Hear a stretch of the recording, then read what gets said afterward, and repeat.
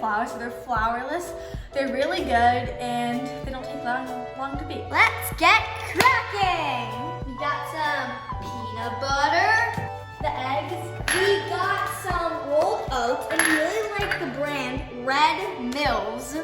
I don't know if it's like the picture of that old guy, but he really reminds me of my grandpa, so we like it. We had some Himalayan salt, but I wanted to use this salt because the Himalayan salt just reminded me of a salt lamp, and and it just made me think of weird things when I ate salt. Salt lamp cookies and the brown sugar. The first thing you're going to add is your 2 eggs. Now we're just gonna add a teaspoon of vanilla. So here we go. I think that's about a teaspoon. We're just gonna pour it in there. And to make sure I get every last bit, none of Josie's trick. We're also now going to be adding 2/3 cup of brown sugar. A trick if you want to keep your brown sugar from not getting hard is you put a cloth on top of it and over a jar just to make it not very hard and easy to work with.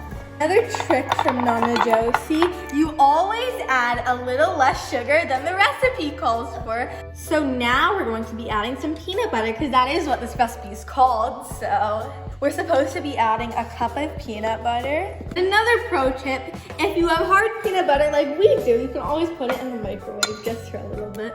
It may melt the plastic, but hey, at least you have this creamy peanut butter. All of our peanut butter in. Georgia has made very clear that she wants to mix it, so we'll let her mix.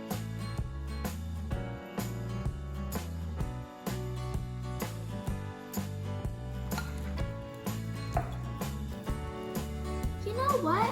Now would have been a great time to have a stand mixer. Dad? But I know you want us to play it old school, but it's the 21st century, Dad. That's what people have. Yeah, so you know what? Please, I need a stand mixer. If you're also kind of having trouble mixing the dough, you can always use your hands like pizza dough. Now this is what I'm talking about. Now, we need to add our rolled oats. We need at least a cup and 1/3 of rolled oats. These are gluten-free. Gluten-free stuff, we know they don't always taste the best, but these babies are gonna taste delicious. Give them a chance, people, please. They're worth it, please give them a chance. Okay, let's put them in. Wait, I almost forgot the main ingredient. Well, not really the main ingredient, Baking but soda? yeah. And chocolate chips. I mean, you can't start mixing without baking soda and chocolate chips. Everyone knows that. Oh, we'll put the baking soda in. So if a recipe calls for baking soda and you only have baking powder, you just multiply the amount you would use with baking soda by 3. Now I'm just gonna pour this in. Now we are gonna add 1 cup of chocolate chips. Come on, Georgia, pump those muscles, come on. As you can see, I'm having a little bit of trouble sticking the chocolate chips in the batter and making sure they stay. So when you're about to put the cookies in the oven, when they're in their balls on the baking tray, you just place these chocolate chips on them and they'll stick and they'll spread out and they'll be very good. Wait, I forgot something really important. What? We didn't try the batter. You're right.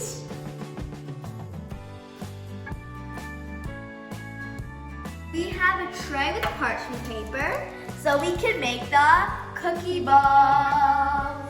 My favorite part of the making cookie process. Now we're just getting all the extra little bits of chocolate chips. I'm just gonna cram it in there. And here. This sounds good. We have our cookie balls. Now we're just gonna put the cookies into the oven that is preheated at 370 degrees, and they will bake for about 12 to 14 minutes. So here's our quick and easy chocolate chip oatmeal rolled oats and peanut butter cookies. They're really good, delicious, and fun to make. We'll just let them cool for about 10 minutes. Okay guys, so it's that time of day. No, Okay, time of night. it's that time where I do the objective taste test, not as a father, but as a judge.